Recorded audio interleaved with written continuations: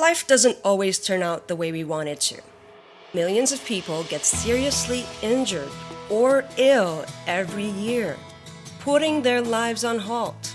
This may cause some of you to lose your jobs, your health, and more importantly, your sense of purpose. I believe that no matter how hopeless and helpless you might feel right now, God still has a purpose for you. This show was created to help you find that purpose, to inspire you to not give up, and to find ways to find fulfillment and make your life meaningful. It does not matter how dim your past or present looks like. As long as you are breathing, you can always find a way to say, "My future is alive." Thank you so much for joining me. My name is Christine Waters, and I hope you enjoy this show.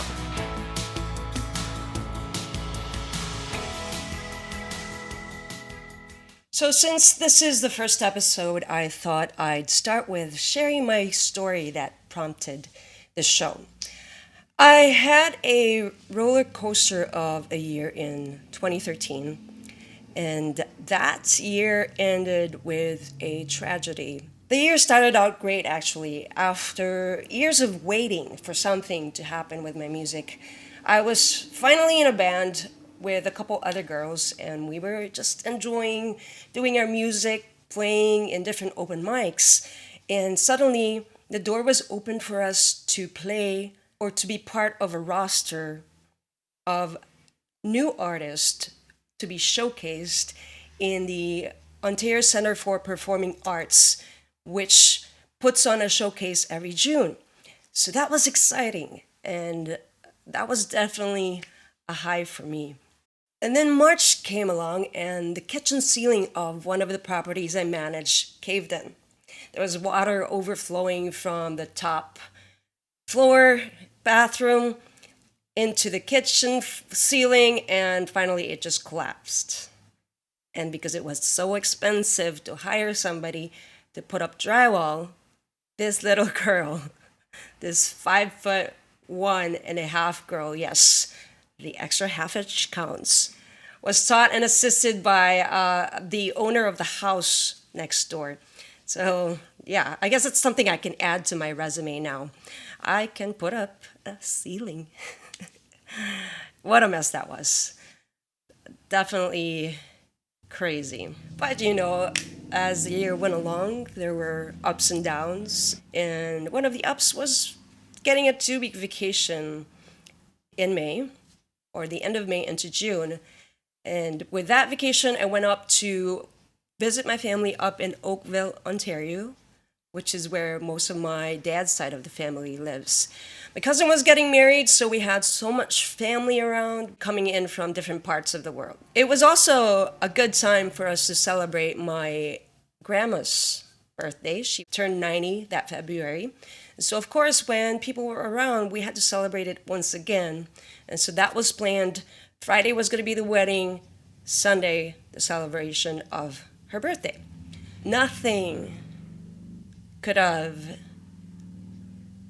prepared me, or any of my family for that matter, for what was about to happen. Saturday, after the wedding, which was beautiful, by the way, I drove back home 4 hours to play at that showcase I mentioned earlier. So we played that. I was a nervous wreck, but we made it through.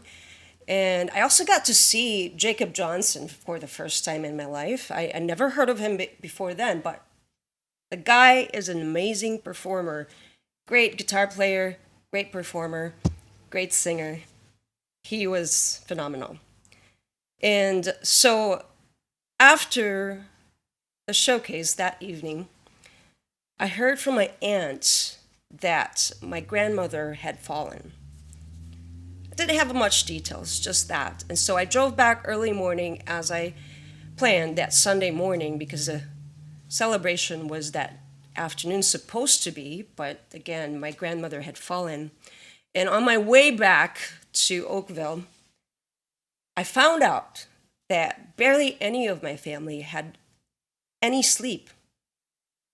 Apparently, When my grandmother fell, she hit her head and had internal bleeding.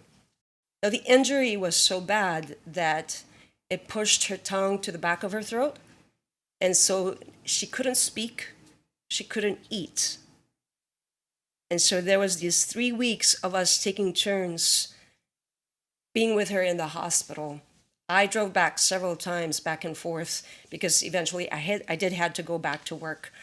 We thankfully got to do a celebration of her life at the short moment when she was still able to watch us virtually, like a lot of folks do nowadays, through FaceTime back then, I believe. And at the end of that 3 weeks, it was like watching someone starve to death.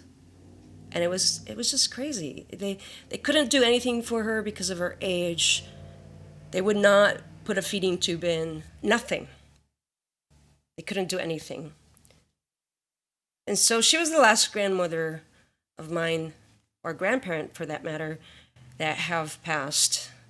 And I wish I could say that was the end of my tragedies for that year, but that was just one of it. And that roller coaster just kept going back around and around, up and down, up and down. I did get to play a few more shows with some friends that year, the best of which was getting to open for J.J. Heller, and that was amazing. I was, again, a nervous wreck, but it still was amazing. Thank God for that. And I got to meet Larry Hoyt, who is a local NPR station host. I'm not sure if he still hosts right now, but he was at that time. He liked my music. He even offered to record some of it.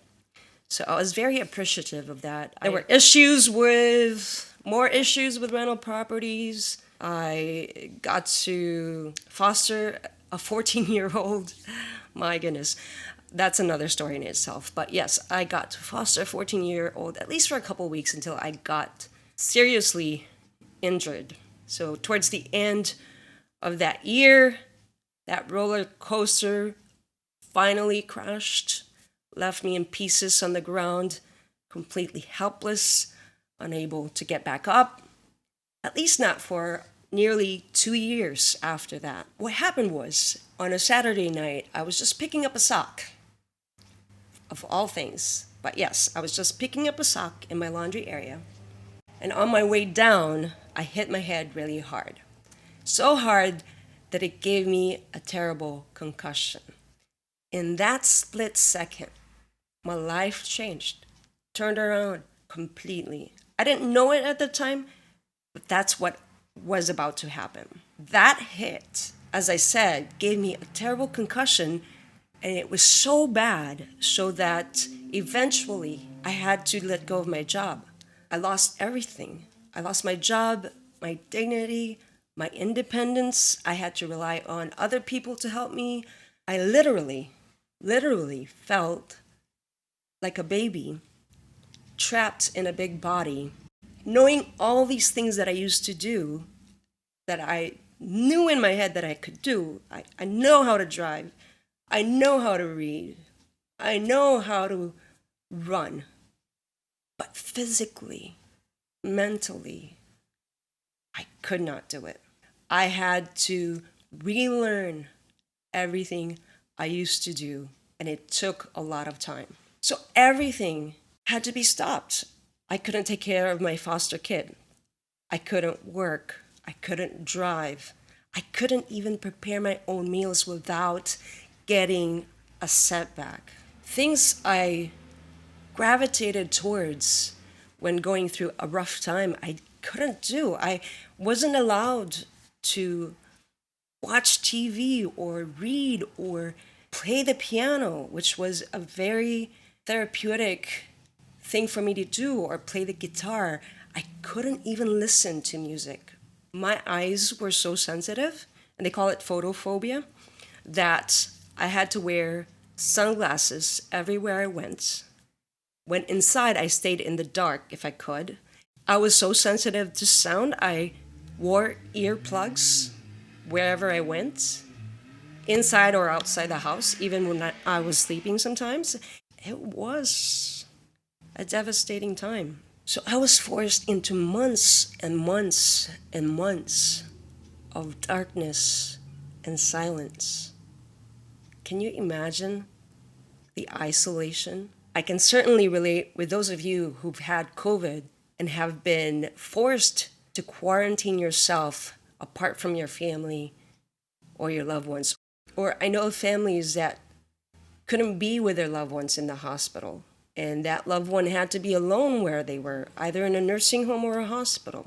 It's crazy. I'm telling you, the things that happen in your mind and in your body when you're forced into isolation. At my worst state, even having a conversation was too difficult. I remember my friend I was staying with for about a month, with him and his wife, and he was just trying to tell me a story about something that happened, and I felt my brain just fold inside of my head, and I could not listen further.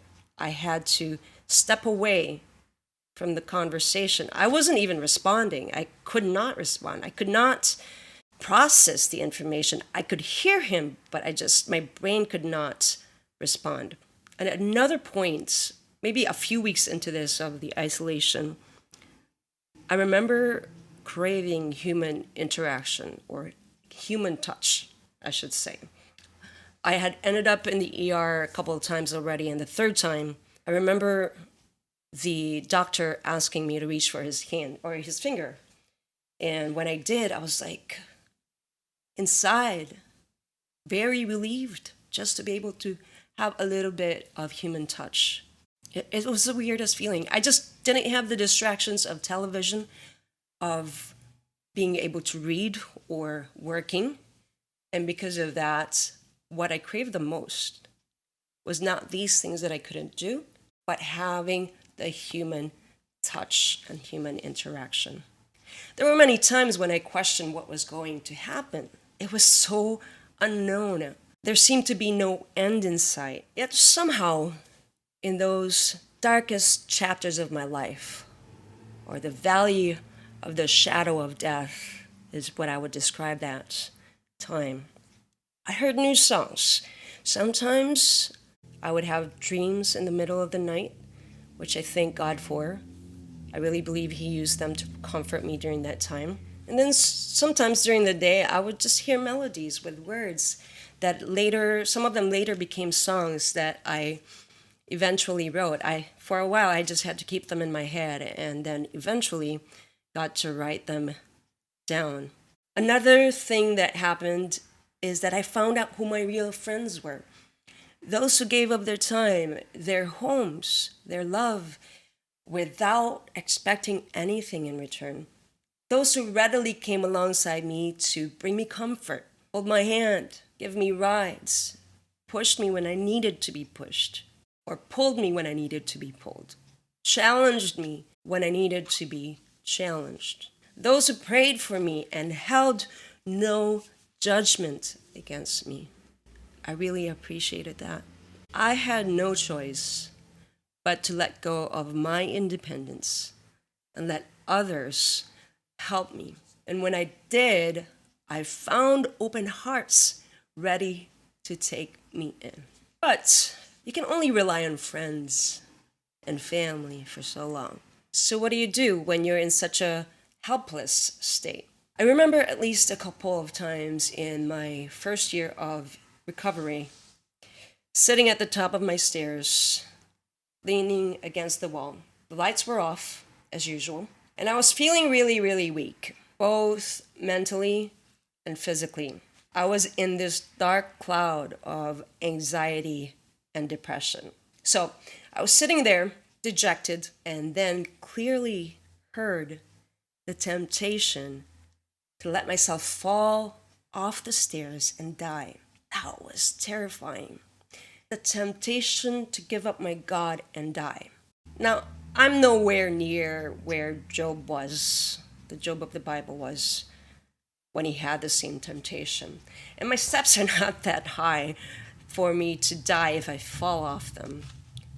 but the temptation was real. It was so real. And I'm thankful, so thankful, that in that moment, something rose inside of me, deep inside of me, in my spirit, a response of faith, of defiance to the temptation. I stood up, saying deep inside that no, I will not lose my faith in God. He is faithful. And so I got up and I went back into my room and rested. That happened at least 2 times, if I recall correctly. There have been countless times of frustrations in my recovery, which involved a lot of setbacks, as I mentioned earlier. Many times I had to tell myself over and over and over again that God has a plan for me. He plans to prosper me, not to harm me. Plans to give me hope and a future. And I had to tell this to myself in times when I was so frustrated, where I would feel like I was not becoming better, or I was just so dizzy. And then, oh my goodness, am I this dizzy again? God has a plan for me. He plans to prosper me, not to harm me. He plans to give me a hope and a future.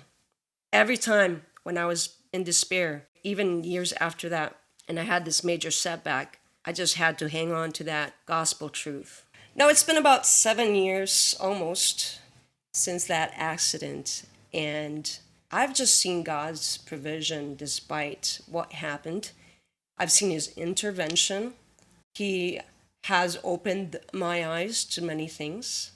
And certainly he's given me the assurance over and over and over again that he has great plans for me. Plans to prosper me, not to harm me. Plans to give me hope and a future. And I've started to see that come into fruition. For instance, years ago, while I was a young high school teacher, we had a special guest from England who prophesied over me. And that prophecy, one of the things he mentioned was that I was going to be a worship leader. Now, this introvert who barely talked in regular conversations was going to be a worship leader.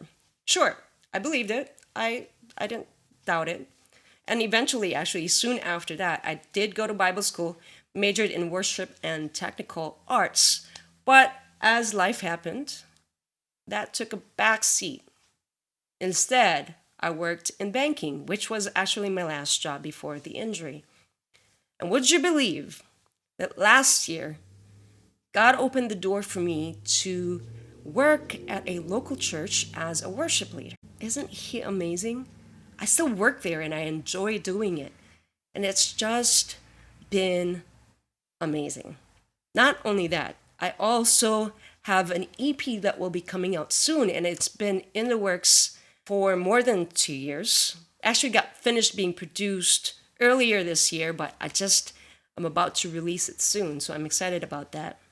And life has just become even more exciting. It only goes to show that God has more plans for me.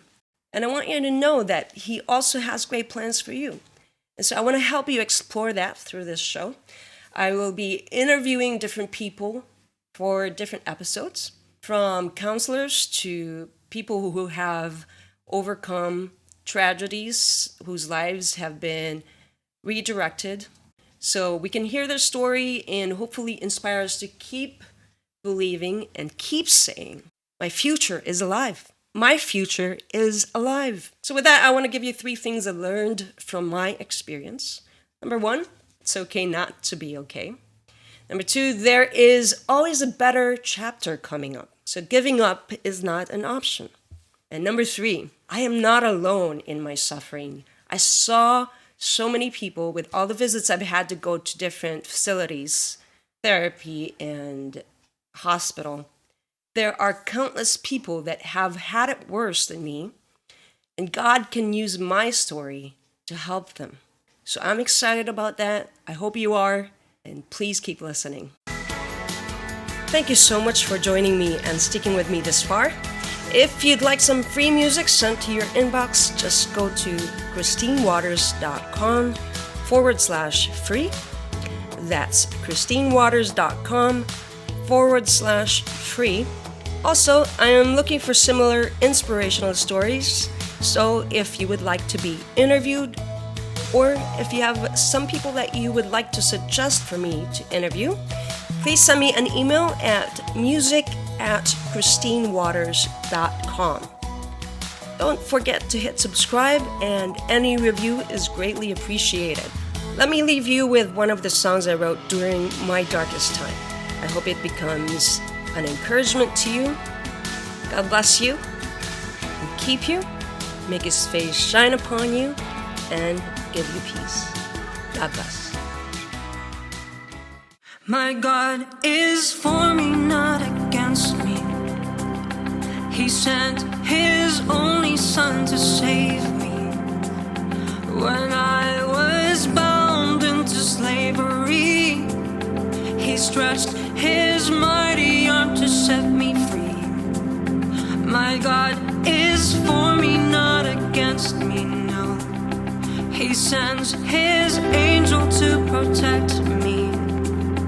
When I am hemmed in by the enemy, He stretches His mighty arm to part the sea.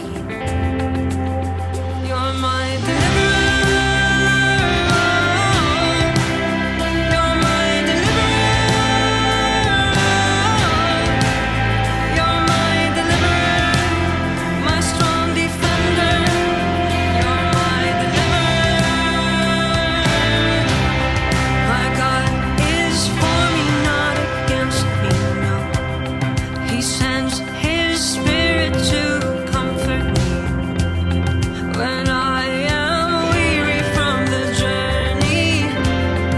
stretches His steady arm to carry me.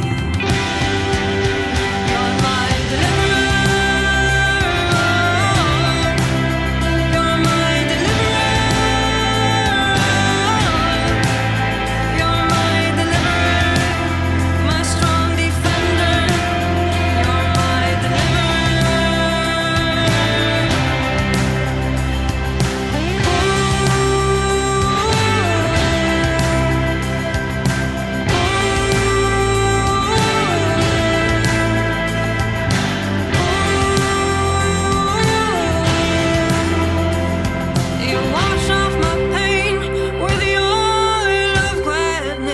and lead me to life with songs of deliverance. You wash off my pain with the oil of gladness and lead me to life with songs of deliverance. You wash off my pain with the oil of gladness and lead me to life with songs of deliverance. You wash off my pain with the oil of gladness and lead me to life with songs of deliverance. My God is for me, not against me. He sends His army to defend me. When I am wounded in the battle, He stretches His gentle arm to heal me. You're my deliverer.